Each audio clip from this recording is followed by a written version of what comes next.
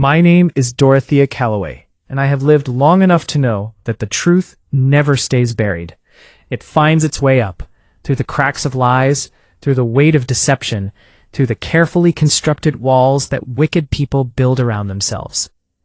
And on the day my daughter-in-law walked out of that courtroom with a smile stretched across her face like she had already won the war, I stood there quietly, holding my son's arm, knowing something she did not. I knew that smile had an expiration date, and it was today. But let me take you back to where this all began, because you need to understand the full picture before you can appreciate what happened on that sidewalk. You need to feel what I felt. You need to sit with the pain before you can celebrate the truth. My son's name is Emmett Calloway. 34 years old, broad-shouldered, with his father's kind eyes and my stubborn chin. He is the kind of man who would give a stranger his last dollar and never mention it again. He coached his daughter's soccer team on Saturday mornings and read bedtime stories in funny voices every single night. He was not a perfect man. No one is. But he was a good one. A genuinely good one. And for 7 years, he was married to a woman named Ravel. Ravel was beautiful the way a Venus flytrap is beautiful.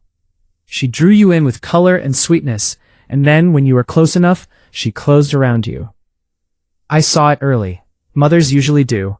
There was a sharpness behind her eyes, a calculation in the way she smiled, a habit she had of storing away little pieces of information and saving them for later, like ammunition she hadn't decided to use yet. But Emmett loved her, and because I loved Emmett, I kept my peace. I babysat. I cooked Sunday dinners. I watched my grandchildren, Aria and little Tobias, grow from newborns into the most magnificent small humans I had ever laid eyes on. Aria was 6, Tobias was 4, and they were my whole heart, walking around outside my body. Before you hear the rest of this story, if this is your first time on this channel, please subscribe and hit that notification bell. Stories like this one, stories about real family, real betrayal, real justice, they come out every week, and you do not want to miss a single one. And I want to ask you something right now, because our community loves to hear from each other.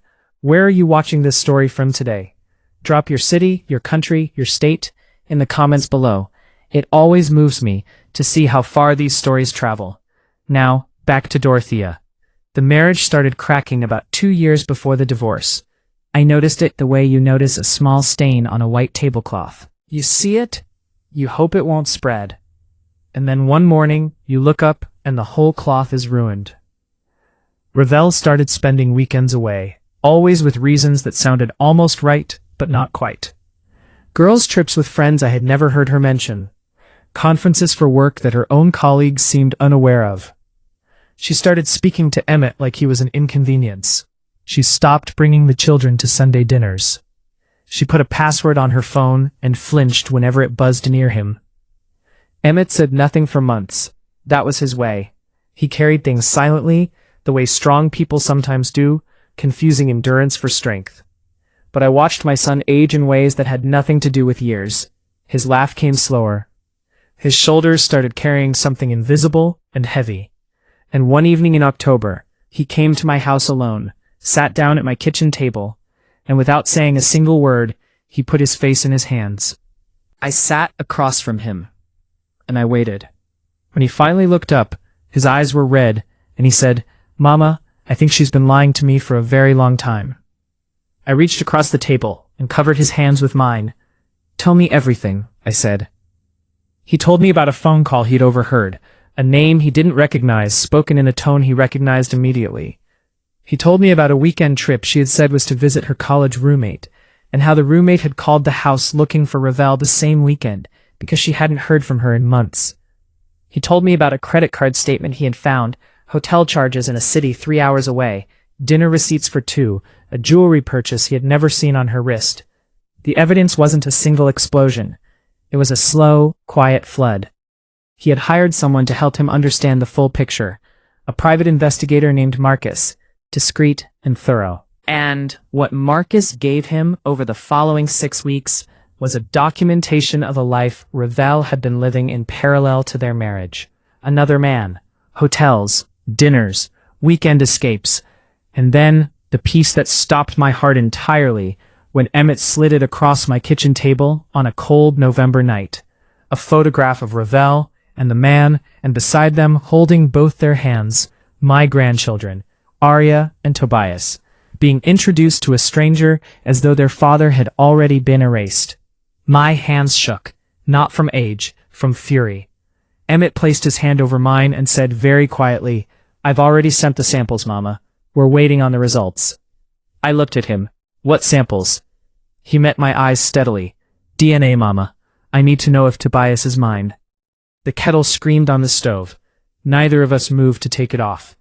I did not sleep that night. I lay in my bed, staring at the ceiling, listening to the old house settle around me the way it always did after midnight, its creaks and sighs familiar as breathing, and I thought about Tobias, his round little face, the way he called me Grandma Dot, and pressed his nose against my cheek when I hugged him. The way he laughed, high and sudden, like a surprise even to himself. I thought about how love does not wait for biology to give it permission.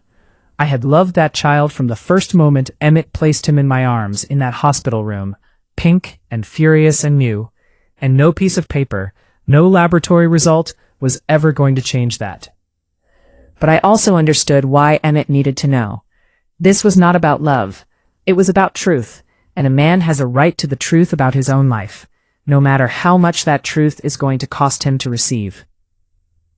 3 weeks, during which Ravel continued living in that house as though nothing was shifting beneath her feet. 3 weeks during which she dropped the children at school, made grocery lists, argued with Emmett about whose turn it was to call the plumber, and smiled at her phone in the hallway when she thought no one was watching. She had no idea that the ground she was standing on had already been undermined. She had no idea that patience, quiet and deliberate, was being practiced all around her. Emmett called me the morning the results arrived. His voice was steady in the way that voices are steady when the person speaking has already done all their falling apart in private. He said, "I have them, Mama. Can you come over?" I was in my car before he finished the sentence. "I will not tell you yet what those results said. You will understand why when we get there. Some things need to be held until the right moment, just like Emmett held them. What I will tell you is that when I sat across from my son at that same kitchen table where he had first told me his suspicions, and I watched him read that single page, I saw something move across his face that I had never seen there before. It was not grief exactly. It was not rage. It was a terrible, clarifying calm, the kind that comes when a man finally understands the exact shape of what has been done to him. He folded the paper. He put it in the inside pocket of his jacket, and he said, "She's going to file first. I'm going to let her." I stared at him. "Emmett, what are you saying?" He looked at me with those steady eyes. "I'm saying I know something she doesn't know I know, and I'm going to let her walk into that courtroom believing she has already won, because the moment she believes that, she will stop being careful. And when people stop being careful, Mama, they show exactly who they are." And in that moment, he was the wisest person I had ever been in a room with. Ravel filed for divorce 11 days later, and she did not file quietly. She filed the way she did everything, with performance and maximalism. Her attorney, a sharp-suited woman named Celestine Waugh, was known in our county for her aggressive tactics and her perfect record in custody disputes. Ravel came into this prepared. She had been planning it. I understood then that the weekend trips, the careful distancing from family dinners, the slow erosion of Emmett's presence in the household narrative, it had all been architecture. She had been building the case that Emmett was peripheral, that the children's primary world was her, that removing him would be, as her filing suggested, in the best interest of the children. Full custody, no shared arrangement. Supervised visitation only, contingent on a behavioral evaluation she had requested for Emmett, citing unspecified concerns about his emotional stability. It was a surgical strike designed to humiliate and isolate him simultaneously. And when his attorney called to walk him through the filing, Emmett listened to every word and then said, "Let's give her what she's asking for in the interim. Don't push back yet." His attorney was confused. I was the only one who understood. The day Ravel came to the house to collect additional belongings, She brought Celestine with her, which was unnecessary and designed entirely to intimidate. She moved through the rooms efficiently, designating items, speaking to Emmett in clipped sentences, performing indifference. And then she stopped in the hallway, looked at him with something close to pity, and said, "You should have been more, Emmett. You just were never quite enough." He held the door open for her to leave. When her car pulled out of the driveway, I came out from the kitchen where I had been waiting, and I put my arm around my son's waist, and he put his arm around my shoulders, and we stood there in the doorway together, watching her taillights disappear. "She thinks this is already over," I said. "I know," he said. "Are you ready for the hearing?" He reached into his jacket pocket and touched the folded paper there, just briefly, the way you touch something you need to remember you are carrying. Then he nodded. "I've been ready since the morning I got this." The hearing was scheduled for a Thursday in February. The courthouse was one of those old stone buildings that always smelled faintly of paper and consequence. Emmett wore his father's watch. We arrived early and sat quietly in the corridor, outside the courtroom, while Ravel arrived 20 minutes later, with Celestine, her hair perfect, her posture saying everything she wanted it to say. She glanced at us once. Then she smiled. And I thought, "Enjoy it, my darling." That smile has about 45 minutes left in it. The courtroom was smaller than I expected. Wooden benches, fluorescent lights humming overhead, a smell of old carpet and recycled air. The kind of room where lives get divided up like estate sales, where years of love and argument and shared mortgage payments get reduced to line items and legal language. I had never been inside a family court before. I hope I never have to go back. But that morning, I was grateful for every hard wooden seat, every flickering overhead light, because I knew something that room did not yet know. And there is a particular kind of strength that comes from being the quietest person in a room while holding the loudest truth. Ravel and Celestine sat at the left table. Celestine arranged her files with the practiced efficiency of someone who had done this 1,000 times. Ravel sat straight, composed, wearing a soft gray dress that made her look reasonable and maternal, which was entirely the point. She had dressed for the role she was performing. I noticed she had worn the gold earrings Emmett's mother, my dear friend Constance, had given her at Christmas 2 years ago. That detail stung in a way I had not anticipated. Emmett sat at the right table with his attorney, a calm and quietly brilliant man named Theodore Osei, who had said very little publicly about his strategy, but had listened to everything Emmett told him with the focused attention of someone assembling a mechanism that needed to be precisely right before it could be triggered. Theodore had reviewed the lab results. Theodore had reviewed Marcus the investigator's documentation. Theodore had told Emmett, with complete confidence, "Let her build her tower as high as she wants.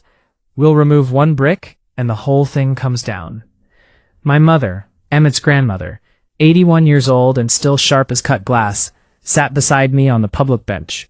Her name was Celestine too, which I found darkly amusing that morning.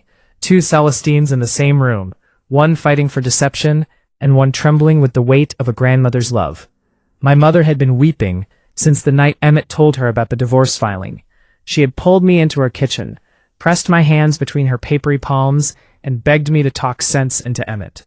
"Don't let her take those babies," she had whispered over and over. "Don't let her take those babies away from this family." She did not know about the paper in Emmett's pocket. Neither of us had told her. We did not want her to carry it. Some weights are only meant for the people strong enough to use them. The judge entered. Everyone rose. Her name was the Honorable Patricia Mwenda, a woman in her late 50s, with reading glasses on a beaded chain, and an expression that suggested she had heard every variation of human betrayal this room had to offer, and was not easily impressed by any of it. She settled into her chair, reviewed the file before her, and the proceedings began. Celestine went first. She was good. I will give her that. She constructed Ravel's case with the confidence of someone laying bricks on solid ground. She spoke about Ravel's consistent presence in the children's daily routines. She presented school records showing that Ravel was listed as the primary contact. She submitted testimony from Aria's teacher describing Ravel as engaged and attentive. She painted Emmett as a loving but secondary figure, often traveling for work, often absent for school pickups, present but not primary. She used the word primary so many times it began to feel like a drumbeat. Primary caregiver, primary attachment figure, primary emotional support. Ravel nodded gently at appropriate moments, her expression arranged into something that read as reluctant sadness, the performance of a woman who had not wanted this but had been left with no choice. Then, Celestine made her closing argument for the interim custody arrangement and turned the floor over. Theodore stood up slowly. He was not a theatrical man. He did not open with fireworks. He simply began, in a measured and precise voice, to dismantle every brick Celestine had laid. He submitted counter-documentation of Emmett's school involvement, coaching records, pediatric appointment records where Emmett was present, a letter from Tobias's preschool teacher describing Emmett as one of the most involved fathers she had encountered in 12 years of teaching. He was methodical, he was thorough, he was not trying to win the room emotionally. He was trying to establish on the record a foundation of fact. And then he paused. He looked at his notes, he looked at Emmett. Emmett gave him the smallest nod. Theodore said, "Your Honor, my client wishes to make a statement directly to the court regarding the custody arrangement." Judge Mwenda looked at Emmett over her reading glasses. "You may proceed." Emmett stood. He straightened his jacket. He looked at the judge with complete composure, and he said in a clear and steady voice, "Your Honor, I would like to ask the court to grant my wife what she is requesting, full custody. I will not contest it at this time." The room shifted. I felt it, the way you feel a change in air pressure before a storm. On the bench behind me, I heard someone exhale sharply. My mother grabbed my arm. I covered her hand with mine and held it firmly, a signal. Wait. Just wait. Judge Mwenda studied Emmett for a long moment. "Mr. Calloway, you understand what you are agreeing to?" "Yes, Your Honor. You understand this court will formalize this arrangement pending full proceedings?" "Yes, Your Honor." The judge looked at him the way people look at someone they believe has just made a catastrophic mistake. There was something almost sorrowful in her expression. Around the room, the few observers present exchanged glances. A court clerk looked up from her keyboard. Even Celestine for a half-second seemed uncertain, as though the ease of the victory had made her suddenly suspicious. But it was Ravel's face I was watching. And what crossed it in that moment was not suspicion. It was pure, undisguised triumph. Her shoulders dropped a fraction. Her chin lifted. The careful mask of reluctant sadness dissolved just slightly at the edges, and what came through underneath it was something far less sympathetic. She had won. She knew she had won, and she was not quite disciplined enough to keep that from her face. My mother leaned close to my ear. "Dorothea, what is Emmett doing?" Her voice was barely a whisper, cracked at the edges with panic. I squeezed her hand. "Watch," I whispered back. "Just watch." The judge finalized the interim arrangement. Proceedings were adjourned pending the full hearing schedule. Theodore began organizing his files. Emmett buttoned his jacket, and Ravel pushed back her chair and stood with the posture of a woman who had just been handed a kingdom. She said something quietly to Celestine, who smiled in return. Then she turned, and for one brief moment, she looked directly at me, and I held her gaze without blinking, without flinching, without giving her a single thing to read. She looked away first. She gathered her bag, touched Celestine's arm once in a gesture of gratitude, and walked toward the courtroom doors with the unhurried stride of someone who has nowhere urgent to be, because they have already arrived exactly where they wanted to go. The doors swung shut behind her. Emmett came to where I was standing, my mother still gripping my arm beside me. He kissed my mother on the cheek. He straightened up, and then he reached into the inside pocket of his jacket, and he took out the folded paper, and he looked at it for just a moment, and he said, quietly, to no one in particular, "Theodore is going to hand-deliver this to Celestine's office this afternoon. Ravel will have it by 4 o'clock. My mother looked at the paper. "What is that?" Tucked it back into his pocket. "The truth," he said simply. "Just the truth." We walked out of the courthouse together, the three of us, into the pale February light. The February air outside that courthouse was the kind of cold that finds the gaps in your coat and settles there. The sky was a flat, pale gray, the color of something that has not yet decided what it wants to become. We stood at the top of the courthouse steps, the three of us, my mother still holding my arm, Emmett standing quietly beside us, and I watched Ravel cross the parking lot below with Celestine, their heels clicking against the asphalt in a rhythm that sounded almost celebratory. They were talking, leaning toward each other the way people do when they are sharing satisfaction. Celestine said something, and Ravel laughed, a real laugh, unguarded, the kind you only allow yourself when you believe no one important is watching. Because I knew it was the last one she would have for a very long time. Theodore had already made the call from inside the courthouse. The process was in motion.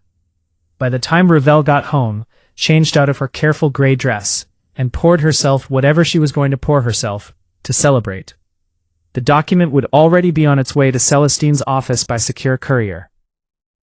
Theodore had been precise about the timing. Not cruel, precise. There is a difference. Cruelty enjoys suffering for its own sake. Precision simply ensures that the truth arrives exactly when and where it is needed.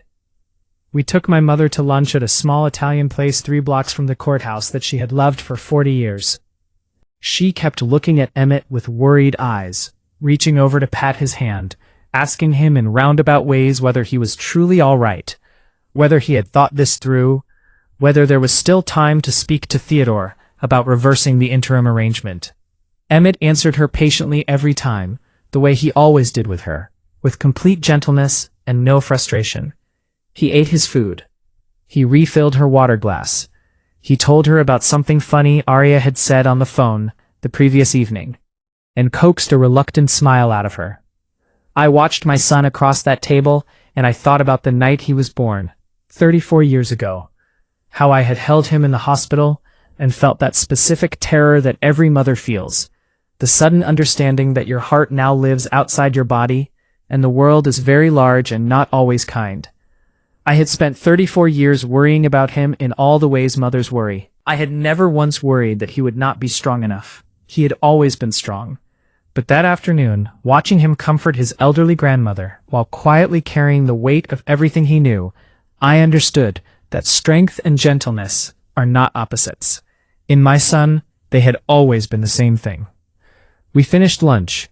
I drove my mother home and stayed with her for an hour, sitting in her living room while she moved restlessly between the window and her armchair, unable to settle. At 3:30, my phone buzzed. It was a message from Theodore. 4 words. It has been delivered. I looked at the clock on my mother's mantelpiece. Ravel would have it within the hour. I told my mother I needed to get some air. I put on my coat and stepped outside onto her front porch, and I stood there in the cold, watching the street, and I thought about Tobias. His round face, his laugh, the way he pressed his nose against my cheek. The DNA results had confirmed what Emmett had feared, and what the timeline had already suggested was more than possible. Tobias was not Emmett's biological son. The man in those photographs, the man Ravel had been spending her carefully constructed weekends with, was Tobias's biological father. Emmett had known this for weeks. He had sat with it, alone, in the way he sat with hard things, quietly and with the full weight of it, until he understood what it meant and what it did not mean. And what he had decided, with a clarity that had brought me to tears when he told me, was that it changed nothing about how he felt about Tobias. Not one thing. Tobias was his son, had been since the first moment. Would be always. But what it changed was everything about Ravel's position in that courtroom. Because Ravel had filed for full custody of both children. She had submitted documentation, sworn statements, a complete legal architecture built on the premise that she was the primary and most fit parent for both Arya and Tobias. She had done this knowing what she knew about Tobias's parentage. She had done this while actively concealing it. And she had smiled, walking out of that courtroom, believing she had secured both children, full custody, complete control, and the permanent diminishment of Emmett from their lives. What the paper in Emmett's pocket contained was not just a DNA result. Theodore had prepared a single accompanying document, 1 page, formal and precise, that outlined the full implications, the concealment of paternity, the existence of the biological father, The documentation Marcus had compiled of Ravel's parallel relationship. The photographs of the children being introduced to the other man. The timeline that mapped directly onto Tobias's conception. One page, and on that page, one sentence that Theodore had crafted with the particular care of a man who understood that sometimes the most devastating things are the ones stated most plainly. The sentence read, "The undersigned party is hereby notified that the biological paternity of the minor child Tobias has been established through laboratory analysis, and that the concealment of this fact constitutes material misrepresentation in these proceedings, rendering the custody arrangement agreed upon today subject to immediate review and potential reversal on grounds of fraud upon the court." Fraud upon the court. Those 4 words carried the weight of everything. I was still standing on my mother's porch when my phone rang. It was Emmett. I answered immediately. "Mama," he said. "Yes." Celestine called him. Apparently, Ravel was in the parking lot of her own attorney's office when the courier arrived.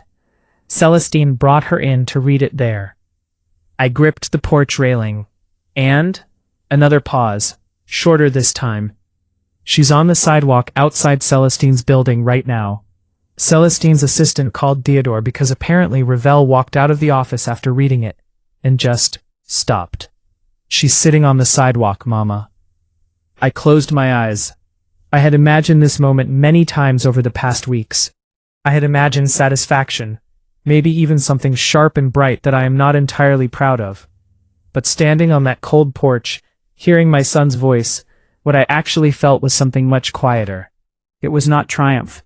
It was the specific, exhausted relief of a long winter finally releasing into something that might eventually become spring. Because I am a mother before I am anything else, and even for Ravel, I could not entirely stop that reflex. "Celestine's with her," Emmett said. "She's not hurt, she's just—" He paused again, searching for the word. "Collapsed. Like something went out of her." Yes, I thought. The lie went out of her. That is what that looks like. What happened in the weeks that followed moved quickly once it began. The interim custody arrangement was suspended pending review. Tobias's biological father, whose name I will not include here because that is a story still unfolding with consequences of its own, was notified through proper legal channels. Ravel's attorney filed a motion attempting to minimize the impact of the concealment, arguing it was a personal matter separate from parenting fitness. And Judge Mwenda looked at that motion over her reading glasses with an expression that answered it before she put a single word on the record. Emmett was granted primary custody of Arya. The situation regarding Tobias was more complex, involving a biological father who had not known of the child's existence, and whose own rights now required legal navigation. But Theodore was thorough and patient, and the process moved in a direction that kept Tobias connected to the family that had loved him since before he had a name. Ravel did not get the kingdom she had walked out of that courtroom believing she had secured. What she got instead was a reckoning, which is a different thing entirely, not a punishment handed down from above, simply the natural consequence of a structure built entirely on deception, meeting the one thing deception cannot survive, which is the plain, documented, laboratory-confirmed truth. My grandchildren came to Sunday dinner 3 weeks after the hearing. Arya walked in first and went straight to my mother, who gathered her in and wept openly, which made Arya pat her back with the solemn competence of a 6-year-old, who has learned that sometimes grown-ups need comforting too. Tobias came in behind her, spotted me across the kitchen, and ran. I caught him. I pressed my cheek against his and held him, and he said, in his high sudden voice that was still a surprise even to himself, "Grandma Dot, you're squishing me." "I know," I said, and I did not let go. "My name is Dorothea Calloway. I have lived long enough to know that the truth never stays buried. I have lived long enough to know that patience, practiced quietly and with purpose, is the most powerful thing a family can hold on to while it waits for justice to find its own way to the surface." She walked out of that courtroom smiling. She had no idea what was already folded in my son's pocket. And when she read that one sentence on that sidewalk, she understood, finally, that the ground she had been standing on was never as solid as she believed. It never is, not when it is built on lies.